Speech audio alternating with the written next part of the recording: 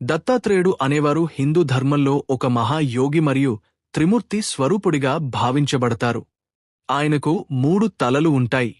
ఈ 3 తలలు 3 దేవతలను సూచిస్తాయి: బ్రహ్మ, విష్ణు, మహేశ్వరులు. వీటికి అర్థం మరియు ప్రాధాన్యతను మనం ఇలా తెలుసుకోవచ్చు.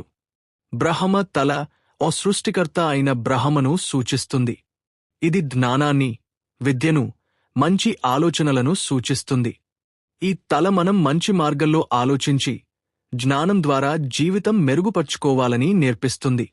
విష్ణు తల ఓ పరిపాలకుడైన విష్ణువు ఈ తల ద్వారా సూచించబడతాడు. ఇది భక్తి, నమ్మకం, ధర్మాన్ని సూచిస్తుంది.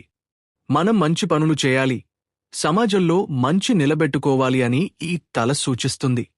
శివ తల ఓ సంహారకుడు అయిన శివుడిని ఈ తల సూచిస్తుంది.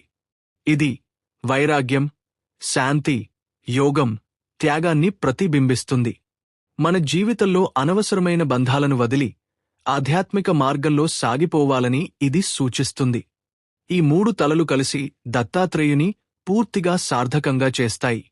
ఇవి మానవ జీవితంలో 3 ముఖ్యమైన లక్షణాలను సూచిస్తాయి: జ్ఞానం, బ్రహ్మ, కర్మ, విష్ణు, త్యాగం, శివ.